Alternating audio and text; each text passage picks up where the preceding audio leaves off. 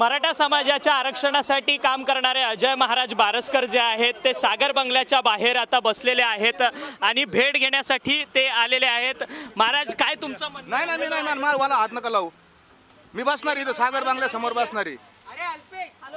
मराठवाड्यातल्या मराठ्यांचं कल्याण करा, त्यांचे प्रश्न सोडवा, याच्यासाठी मी इथं बसणार आहे।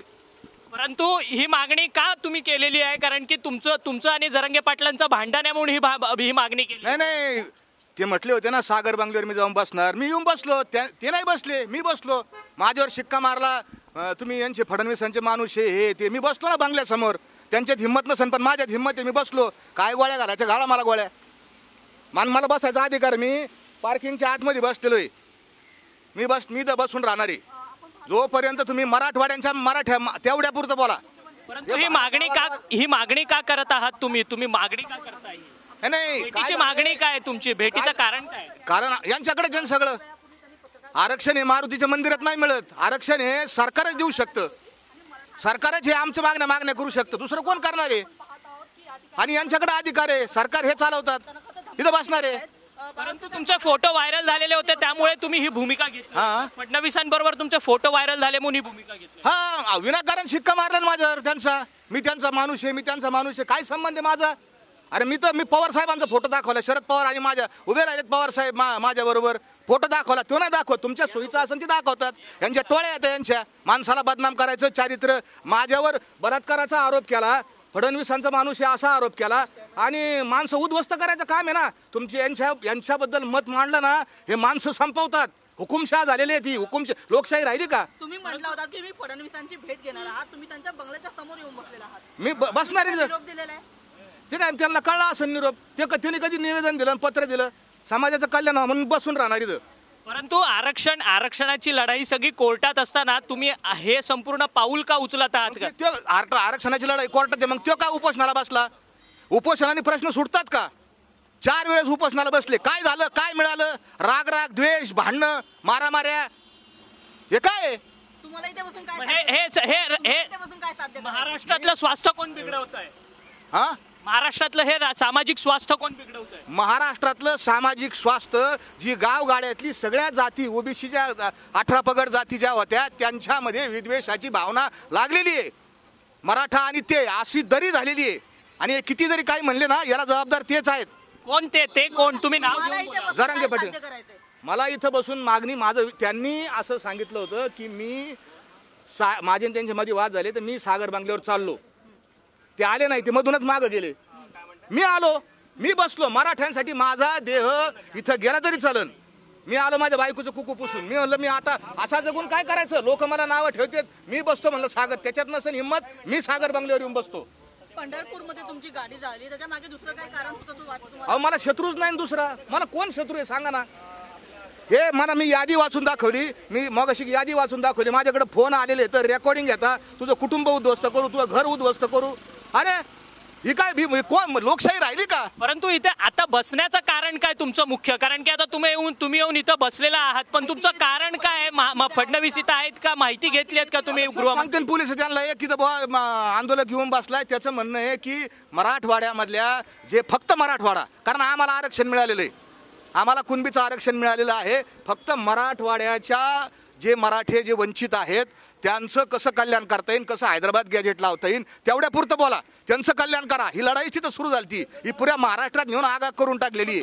परंतु आता तुम्ही पत्रकार परिषदेमध्ये मागणी केली की प्रयत्न तर करू का नको? तो बसलेली लढाई संपणार आहे का?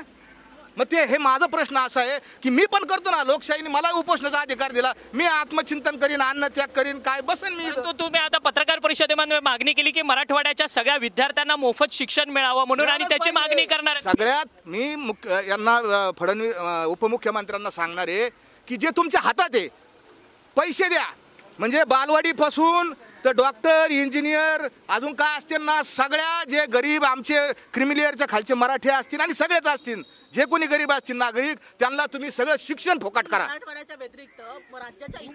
अहो मराठवाड्यासाठी असं आहे, तुम्हाला मी सांगतो, मराठवाडा हा निजाम स्टेटमधून महाराष्ट्रात आलेला आहे, आणि आणि अजून एक स्टेट आहे पाकिस्तानमधून कच्छ एक गुजरातमध्ये आलेलं आहे. त्याच्यासाठी घटनेमध्ये एक स्वतंत्र कलमाची तरतूद आहे की यांना विशेष प्रावधान करण्यात आलं आणि त्या घटनेच्या कलमानुसार ते कलम मला माहीत नाही काय नेमकं, पण सरकारला त्या तिथं स्वतंत्र करता येईल कारण सगळं भडका आणि आंदोलन तिथंच आहे. तुम्ही म्हणताय की तुम्हाला ते कलम माहित नाहीये, मग या संदर्भात तुम्ही सगळी माहिती घेऊन तुम्ही बोलतात का नाही? तुम्ही माहिती घेऊन बोलता? घेतो मी आता मागून घेतो संविधान लगेच सांगतो त्याला काय लागतं. पण तुम्ही इथे रस्त्यावरती येऊन बसलेला आहात त्यांच्या बंगल्याच्या समोर. मग काय काय झालं बसू नको का आज म्हणजे इथं बंदी आहे का काय अडचण. मी बघा पार्किंगची लाईन आहे मी इथं गाडी उभा राहू शकते माणूस बसू शकत नाही का काय हरकत आहे बसलो मी.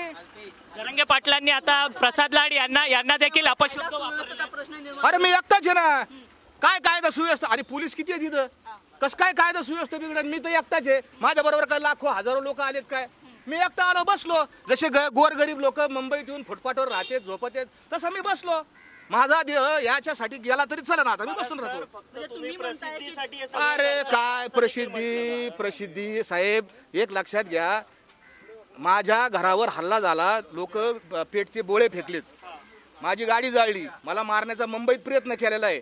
अरे याला प्रसिद्धी म्हणतात का. प्रसिद्धी काय आहे मी माझी गाडी पेटवायची आणि मग मराठ्यांच्या आंदोलनासाठी असे प्रसिद्धीचे स्टंट असतात ना. हा स्टंट कसा आहे हो प्रसिद्धी. बरं मी मूर्ख माणूस आहे का मला राजकीय नेता व्हायचं नाही मला पैसे कमवायचे नाही मला काहीच करायचं नाही. मी कशासाठी मला प्रसिद्धी काऊन करतं ज्याला निवडणूक लढवायची तो प्रसिद्धी करेल मला निवडणूकच लढवायची नाही.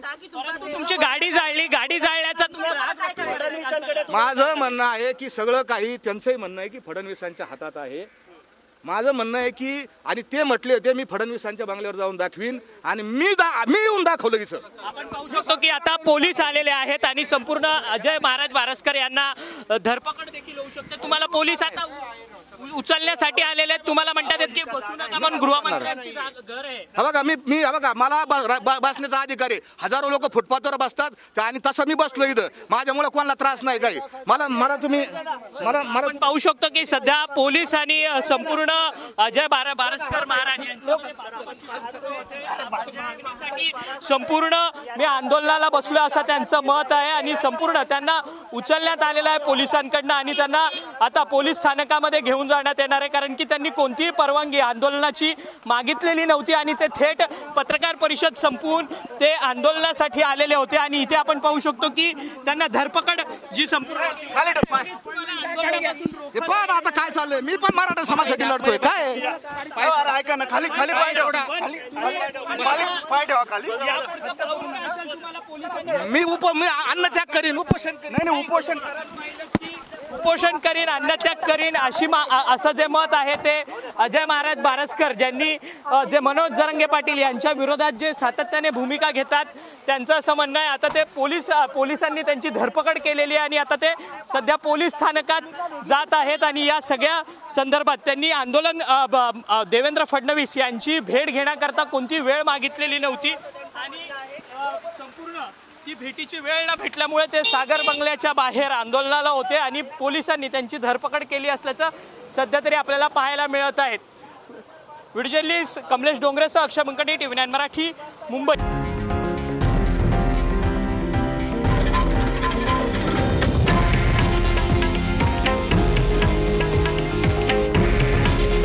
हे आहे देशातील नंबर 1 न्यूज नेटवर्क आणि आपण पाहत आहात TV9 मराठी. काळजी तुमची, हित महाराष्ट्राचं.